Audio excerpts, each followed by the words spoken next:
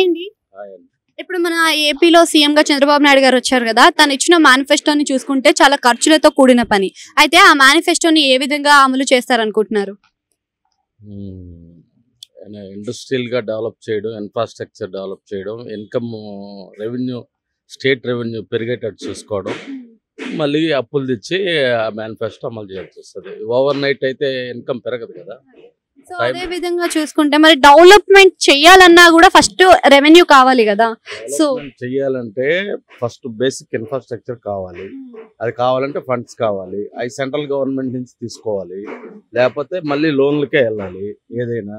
But Jagan అనే అతను ఇంతవరకు దాని మీద కాన్సన్ట్రేట్ చేయలేదు. అతనేదో ఓన్ బిజినెస్ డెవలప్ చేసుకున్నాడు, అప్పులు తీసుకొచ్చి జనాలు పనిచేశాడు, అదే డెవలప్మెంట్ అనుకున్నాడు అతను. ఫస్ట్ ఆఫ్ ఆల్ రాజధానిని నాశనం చేశాడు. ఎందుకంటే చంద్రబాబు నాయుడు పేరు అనేది ఉండకూడదు. సో కాబట్టి అతను ఏది మంచి చేసినా దాని అతని పేరు కోసమే, ఆ పార్టీ కోసం ఆలోచించే దాన్ని అన్ని పాడు చేశాడు. ఈరోజు 12,000 ఎకరాలు ఉంది అక్కడ. కనీసం తెలంగాణలో 100 కోట్లు అమ్మారు పర్ ఎకరు. అక్కడ డెవలప్ చేసి ఉంటే 50 కోట్లు అమ్మేది, 6 లక్షల కోట్లు అయ్యేది. ఇప్పుడు అది స్టేట్కి ఉపయోగపడేదే కదా. 6 lakhs crores వర్త్ అంటే దాన్ని పాడు పెట్టేశాడు. ఎందుకు పెట్టేశాడు? తన సొంతదైతే పాడు పెట్టడు కదా. 7,000 కోట్లు ఖర్చు పెట్టి రోడ్లు వేస్తే ఆ రోడ్లు లోడుకొని వెళ్ళిపోతున్నా వదిలేశాడు. కట్టిన బిల్డింగ్స్ 80-90% అయినా వదిలేశాడు. అలాగా మన సొంతమేం వదలట్లేదు కదా. పబ్లిక్ అయితే ఏముంది, అతని పేరు వస్తుంది. పేరు వచ్చడం కోసంగా చేయాల్సింది. ఎవడొచ్చినా దాన్ని కంటిన్యూ చేయాలి మంచిదైతే. అంతేగాని 5 రూపాయలకు భోజనం పెడుతున్నాడు, పెట్టిన చంద్రబాబు నాయుడు అని ఎవరైనా ఉంటుంది అనే ఉద్దేశంతో దాన్ని అందరికీ అందకుండా చేయడం. చంద్రబాబు నాయుడు స్టిల్ ఈ రోజు కూడా నేను హైటెక్ సిటీ కట్టా, నేను హైదరాబాద్లో ఎయిర్పోర్ట్ తెచ్చా, రింగ్ రోడ్ నేనే చేశా, తర్వాత వచ్చిన వాళ్ళు దాన్ని డెవలప్ చేశారని చెప్పుకుంటున్నాడు కదా. ఆ స్కోప్ చంద్రబాబు నాయుడుకి ఇవ్వకూడదనే దురుద్దేశంతోనే అతను అన్ని స్కీమ్లు కానీ అన్ని అతను ఉన్నటువన్నీ పాడు చేయడం స్టార్ట్ చేశాడు. ఎస్సీలకి ఎస్టీలకి 26 స్కీములు ఉంటాయి, అన్ని తీసాడు. ఊరికి సొసైటీలు అసోసియేషన్ అని పెట్టాడు, కానీ ఆ కులానికి ఈ కులానికి కానీ దానికి చైర్లు కూర్చునే దానికి చైర్లు కానీ ఆఫీసులు కానీ ఫండ్స్ కానీ ఏమి ఇవ్వలేదు. సో అలాగా పొలిటికల్ గా చూసుకున్నాడు పెద్దాన్ని అతను సొంతగా పార్టీ డెవలప్ అవ్వాలి. నేను 20 ఏళ్ళైనా 30 ఏళ్ళైనా నేనే ఉంటాను, నేను ఎంతైనా డబ్బులు ఖర్చు పెడతాను, నేను గెలుస్తాను అనుకున్నాడు. అది వన్ సైడ్ చూశాడు అతను. బట్ అతను వ్యక్తిగత ఖర్చులు కార్పణ్యాల కోసం కాదు ఇప్పుడు గవర్నమెంట్ ఇచ్చింది. తెలుగుదేశం వాళ్ళైనా జనసేన వాళ్ళైనా చేయాల్సింది ముందు డెవలప్మెంట్. వాళ్ళు ఏదైనా తప్పులు చేస్తుంటే అది లీగల్ గానే యాక్షన్ తీసుకోవాలి. త్రూ అల్టిమేట్ వచ్చేదే కదా. ఇప్పుడు ఇద్దరు కొట్టుకున్నా కూడా 11 సీట్లు వచ్చి ప్రతిపక్ష హోదా ఇస్తానే అసెంబ్లీకి వస్తా అన్నట్టుగా స్పీకర్ అది తప్పు. ఎందుకంటే ఈ పార్లమెంట్ లో లాస్ట్ 2 times కాంగ్రెస్ కి 54 అబోవ్ రాలేదు, 55 రాలేదు. కాబట్టి 2 times సెంట్రల్ లో ఇవ్వలేదు ప్రతిపక్ష హోదా. అంతేందుకు ఇదే జగన్మోహన్ రెడ్డి 23 సీట్లు తెలుగుదేశానికి వస్తే ఏమన్నాడంటే, నాకు చాలా మంది నేను ఓకే చెప్తే వచ్చేసి దానికి ఉన్నారు, నీ ప్రతిపక్ష హోదా కూడా ఉండదన్నాడు. అంటే 18 seats బిలో వచ్చేస్తే నీకు ప్రతిపక్ష హోదా ఉండదని. రాజ్యాంగంలో ఎక్కడ లేదు అని కూడా మరి అప్పుడున్నప్పుడు రాజ్యాంగం ఉందా? 19 ఉన్నాయి, 4 members వెళ్ళిపోతాయి, 19కి వచ్చాయి. నువ్వు ఇంకా 2 తగ్గిచ్చేస్తే 17 వచ్చేస్తే నీకు ప్రతిపక్ష హోదా తీసేయాలని ట్రై చేశాడు కదా అతను. అర్థమైందా? ప్రతిపక్ష హోదాకి నామ్స్ ఉన్నాయో లేవో కానీ 10% అనేది ప్రతి ఒక్కడు అనుకునేదే జనరల్గా.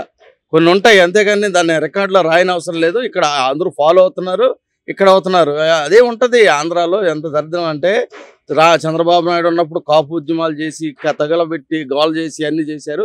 ఆయన దిగిపోతున్న జగన్ ఎక్కితేనే దాన్ని మానేశారు. రాయలసీమ ఉద్యమం చేశారు. వాళ్ళంతా ఈ 5 ఏళ్ళు ఏమైపోయారు తెలియదు. ఈ మేధావుల ముసుగులో అమ్ముడు పోయే క్యాండిడేట్లు అలాగే చేస్తారు. అతను కాపుల కోసం పోరాడన్న క్యాండిడేట్ పవన్ కళ్యాణ్ ఓడించమని చెప్పి పిలిపించాడు. అతను ఓడిపోకపోతే నేను రెడ్డి పేరు మార్చుకుంటాను, రెడ్డిగా చేర్చుకుంటానని ఈరోజు ముద్రగడ పద్మనాభ రెడ్డిగా మార్చుకున్నాడు. మరి నువ్వు కులం కోసం పోరాడినాడు అని చెప్పుకున్నాడు. నువ్వు కులం కోసం ఒకగానొక వ్యక్తి ఒక పార్టీ పెడితే అతను కోఆపరేట్ చేయబోయి నువ్వు 70 తీసుకో, 80 తీసుకో, 70-80 తీసుకుంటే అతనికి కంటెస్ట్ చేసే క్యాండిడేట్స్ కావాలి కదా. అతను యూత్ ఉన్నారు, పబ్లిక్ చాలా మంది అభిమానించే వాళ్ళు ఉన్నారు. ఈరోజు రాజకీయాలు అంటే ఊరికే మాటలు చెప్తే అవ్వదు. ఎంతో కొంత ఫైనాన్షియల్గా అఫోర్డ్ చేయగల కెపాసిటీ ఉండాలి. వాళ్ళు లేరు కదా. One time even first time Chiranjeevi గారు పార్టీని కలిపేయడం వల్ల డ్యామేజ్ అయింది ఎవరికి? పవన్ కళ్యాణ్కి. నమ్మలేదు.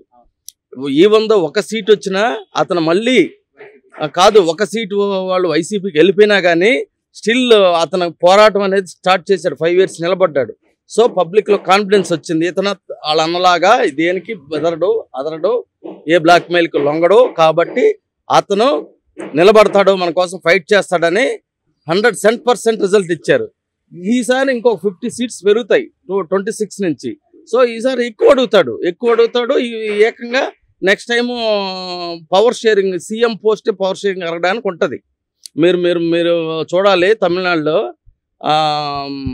ఇంతకుముందు ఒక పార్టీ 28 సీట్లు జయలలితతో పొత్తు పెట్టుకుని గెలిచాడు. ఎవరు? ఇదే సినిమా స్టారు. నెక్స్ట్ టైము నిన్నే సీఎం అని చెప్పేటప్పుడు పక్కకి వెళ్ళిపోయాడు విజయకాంత్ అని. నెక్స్ట్ టైం ఒకటి గెలలేదు, అతను గెలిచాడు, అతను గెలలేదు కూడా గ్యారెంటీ లేదు. అట్లా కాదు, ఇతను స్టెప్ కరెక్ట్గా వేసాడు. ఇప్పుడు గెలిచాడు. ఈ 5 ఏళ్ళలో పార్టీని డెవలప్ చేసుకోవాలి. ఈసారి ఇప్పుడు 21 అన్నాడు కదా, ఈసారి 50 తీసుకోవాలి. అప్పుడు 2 years 3 years 2.5 years 2 years ఎంత సీఎం పోస్ట్ కూడా తీసుకోవాలి. అట్లా డెవలప్ చేసుకోవాలి. ఆల్టర్నేటివ్గా ఏ రోజైనా అతను సీఎం అయ్యే అవకాశాలు ఉన్నాయి. ఇండిపెండెంట్ పోటీ చేస్తుంటే అన్ని స్ప్లిట్ అయ్యేటివి. అతను పబ్లిక్లో ఒక వేవ్ తీసుకొచ్చేసరి వీళ్ళిద్దరు కలవడమే ఆ రోజే డిసైడ్ అయిపోయింది. ఎప్పుడైతే ఇతనికి 7% ఉన్నాయి, చంద్రబాబు 40% ఉన్నాయి, 47% ఉంది, జగన్ 51% వేశారు. అది ఏదో అలుగాని హామీలు ఇచ్చాడు, ఏదో పొడుస్తాడని చేశారు. అతని మీద యాంటీ ఉంది కదా, ఆ 5% వీళ్ళిద్దరు కలిసినా వచ్చేస్తుంది. కానీ బీజేపీని ఎందుకు తీసుకున్నారంటే, బీజేపీ ఉంటేనే ఇది ఎంప్లాయిడ్ చట్ట ప్రకారం ఎక్కడ నడవట్లేదు. వాళ్ళ ఎస్పీలు ఐఏఎస్లు వన్ సైడ్గా చేసినా కానీ వాళ్ళు మార్చాలన్నా ఆ ఎలక్షన్ కమిషన్ అనేది పేరుకే కానీ అది సెంటర్లో ఎవడు ఉంటే వాడు మాట వింటుంది. వాళ్ళ ద్వారా ట్రాన్స్ఫర్లు అవన్నీ, లేకపోతే రిగ్గింగ్లు, గొడవలు అవన్నీ జరుగుతాయి కదా.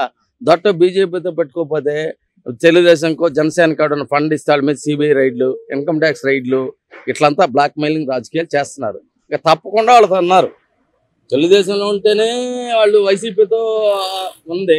వైసీపీ 5 years తెలుగుదేశం గవర్నమెంట్ ఉన్నప్పుడు స్పెషల్ స్టేటస్ అని పోరాడినాడు. నువ్వు సీఎం అయినాక ఎందుకు పోరాడలేదు బీజేపీతో? నీకు ఎప్పటి నుంచో ఉంది.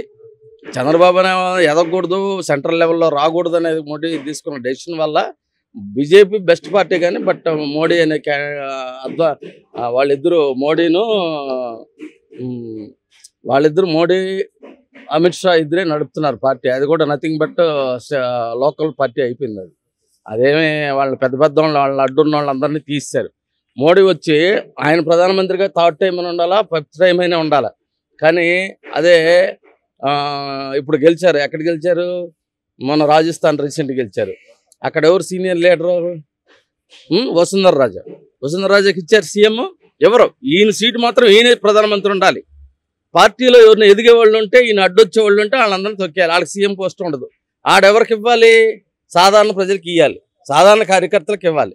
అదే ఈయన సీటు ఇప్పుడు సాధారణ కార్యకర్తలకి. మధ్యప్రదేశ్లో గెలిచారు, మధ్యప్రదేశ్లో ఇచ్చారా? ఇవ్వలేదు కదా సీటు. ఎక్స్ సీఎం తీసిస్తారు కదా. అదేవిధంగా డర్టీ పాలిటిక్స్ చేస్తున్నారు. బీజేపీని మోడీ అంటే తర్వాత వెనక్కి తిరిగి చూస్తే ఎవ్వడు లేకుండా సొంత పార్టీని నాశనం చేస్తాడు అతను. సో దేశానికి చేసింది ఏమీ లేదు మోడీ, ఇంకా చేయబోయేది కూడా లేదు. బికాజ్ అతను పాలిటిక్స్ తప్ప వేరే డెవలప్మెంట్ తెలీదు, చదువు ఉండదు. ఇప్పుడు ఇన్నేళ్ళ 10 ఏళ్లలో ఒక కాన్ఫరెన్స్ మీకు ప్రెస్ మీట్ పెట్టలేపాడు. ప్రెస్ మీట్ పెడితే మీ నోటుకు వచ్చింది అడుగుతారు, దాన్ని చెప్పగలిగేది ఏముంది? ఆయన అనుకున్నది ఆయన రికార్డ్ చేసింది జగన్ రెడ్డి గారు, ఆయన చెప్పగలుగుతారు అంతే. వాళ్ళకి వర్త లేదు. ఇప్పుడు సపోజ్ నేను లేమని వెళ్తుంటే నేను జస్ట్ మన కంట్రీ గురించో పాలిటిక్స్ గురించో ఒక అవగాహన నేను మాట్లాడగలుగుతున్నాను. అతనికి అబక్కం పిలిచేది అడిగి చెప్పలేడు. అతను ముందు అన్ని ప్రిపేర్ అవ్వాలి. అంతా షో వెళ్ళి ఉండవు, వీధులు దుడిసేవాడిని కాళ్ళు కడుగుతానంటాడు. నువ్వు అద్వాని నమస్కారం పెడితే అటు చూసుకుంటే వెళ్ళిపోయాడు. ప్రతి నమస్కారం లేదు అతనికి. సొంత ఒకప్పుడు 2002లో గోద్రా అల్లర్లు జరిగినప్పుడు చంద్రబాబు నాయుడు అతను రిజైన్ చేయాలని చెప్పాడు. అప్పుడు ఈ మురళీ మనోహర్ జోషి, అద్వానీ వీళ్ళంతా చేరి పట్టుబట్టి 2002లో అతను సీఎం పోస్ట్ దిగలేదు. దిగితే ఆడికాడికి రాజకీయంగా కొలాప్స్ అయిపోయాడు. తర్వాత ఇక్కడ సీఎంగా ఉన్నప్పుడే మన వినాయక నిమజ్జనానికి వస్తానన్నాడు ప్రధానమంత్రి. ఎవరు? సీఎంగా ఉన్నప్పుడు మోడీ. అప్పుడు ఇతను ఏమన్నాడు? మీరు ఇక్కడికి వస్తే ఇలా అల్లర్లు జరుగుతాయి, మీరు రావడానికి వద్దు, వచ్చినా నేను ఎయిర్పోర్ట్లో అరెస్ట్ చేసి తీసుకెళ్ళి మీ స్టేట్లో వదులుతానన్నాడు. అవన్నీ గ్లడ్జి పెట్టుకున్నాడు. అతనే పార్టీ కోసం ఇంకోటి కోసం చూడ్డు. అతను ఆ పోస్ట్లో ఉండాలి. సో ఎవరినైనా తొక్కుతాడు. ఒక్క సీటు కోసం ప్రధానమంత్రి పోస్ట్ పోగొట్టుకున్న వ్యక్తి ఎవరు? అటల్ బిహారీ వాజ్పేయి. సేమ్ పార్టీలో. ఇతను అవసరం లేకపోయినా వేరు వేరు స్టేట్లో గవర్నమెంట్లు కూలగొట్టి వాళ్ళ సిబిఐల్ని ఈడీల్ని వాళ్ళు దించి భయపెట్టి తీసేసుకొని అందరినీ గవర్నమెంట్ కూలుస్తాడు. ఎవరైనా పేపర్లు ఉన్నారు, మీరు అనుకో మీకేం నథింగ్, మీరు ఎవడేం బీగుతాడో నాకేమీ లేదు, నన్ను పీకేవాడు లేడు కాబట్టి మీరు ఎవడైనా డేర్గా చేయగలుగుతారు. కానీ పెద్ద పెద్ద పేపర్లు నడిపే వాళ్ళకంతా వాళ్ళ లొసుగులు ఉంటాయి. అవన్నీ బ్లాక్మెయిల్ చేస్తూ ఈ దేశంలో ఏం జరుగుతుందో సామాన్య ప్రజానికి తెలియనికుండా చేస్తున్నారు. ఇది ఇంత ఇది ఉండదు. కాకపోతే దీనంతరికీ పరిష్కారం ఏంటంటే అది నేచరే చూపిస్తుంది. ఎవడో నేచర్ కన్నా గొప్పోడు కాదు. వాడేదో నేను గొప్పోడని ఆడు అనుకుంటాడు, కానీ ఆ టైం వచ్చినప్పుడు ఎవడు కూడా అయిపోతుంది. మొన్నటి వరకు జగన్మోహన్ రెడ్డి నాకు మించిన వాడు లేడు అనుకున్నాడు, కేసీఆర్ నాకు మించిన వాడు లేడు అనుకున్నాడు. ఏమైంది అంటే మోడీ కూడా పరిస్థితి వస్తుంది. ఆయన ఎంతమంది తప్పుడు కేసులు పెట్టినా ఆయన మీద ఆ కేసులు రానియకుండా వాళ్ళు పెట్టిన కోర్టులో రానియకుండా ఉంది. ఒక రఫేల్ కేసు చాలు, రేపు గవర్నమెంట్లో అందరితో సక్రంగా లేకపోతే పడిపోతే వచ్చిన 2 నెలలనే రఫేల్ కేసులు తీసుకెళ్ళి వెళ్ళిపోయేస్తారు. హెచ్ఏఎల్ని హిందూ ఏరోనాటిక్స్ లిమిటెడ్ ఎంత పొటెన్షియాలిటీ ఉంది, ఎంత ఎక్స్పీరియన్స్ ఉంది, దానికి ఇవ్వకుండా రిలయన్స్ వాళ్ళకి ఇస్తారా నువ్వు? త్రూ రిలయన్స్ వాళ్ళ మీడియేటర్ నీకు కొనడానికి రఫేల్. అది పెద్ద కుంభకోణం అందరికీ తెలుసు. కానీ ఈ రోజుల్లో జగన్మోహన్ రెడ్డి కేసులు 12 సంవత్సరాలు లేదు. ఇప్పుడు ఎవరైనా ఇద్దరు కొట్టుకుంటే 2 నెలలు 3 నెలలు ఛార్జ్ షీట్లు వేస్తారు. 12 సంవత్సరాలు ఈ ప్రపంచంలో ఎవరికైనా ఇన్సిడెంట్ కేసు బుక్ చేసిన 12 ఇయర్స్ వరకు ఛార్జ్ షీట్ వేయకుండా ఉన్నారా? ఈ 5 ఇయర్స్, ఈ 9-10 ఇయర్స్ మోడీ నిద్రపోబట్టే కదా జరిగింది. సెంట్రల్ గవర్నమెంట్ ఎవరి చేతిలో ఉంది? సిబిఐ ఎవరి చేతిలో ఉంది? మరి ఈ 10 ఇయర్స్ మోడీ ఏం చేయలేకపోయాడు? అవినీతి పరులను వంచేస్తాను, పొడిచేస్తాను, మా ప్రతి అకౌంట్లో 15 లక్షలు వేస్తానన్న ఎవరికేసావు నువ్వు? ఎవరికేసావంట? ఎవరికి ఇలా ఏమి చేసింది లేదు, నువ్వు చెప్పింది ఏమి లేదు. ఇదంతా వేస్ట్ అండి. జనాలు ఇంకా కళ్ళు తెరవాలి. మొన్న మోడీని దించుంటే కొంత భయం అన్నా ఉండేది. ఇప్పుడు ఏంటంటే ఎంతో కొంత తగ్గించారు కాబట్టి కొద్దిగా పక్కన వాళ్ళన్నా వింటాడు, కొద్దిగా బాగా కొద్దిగా భూమి మీద నడుస్తాడని అనుకుంటున్నాను. లేకపోతే ఇదే పార్టీలు చీల్చి ఇంకా స్ట్రెంగ్త్ అవుతాడో మరి కాన్సన్ట్రేట్ చేస్తాడో డెవలప్మెంట్కి తెలియదు.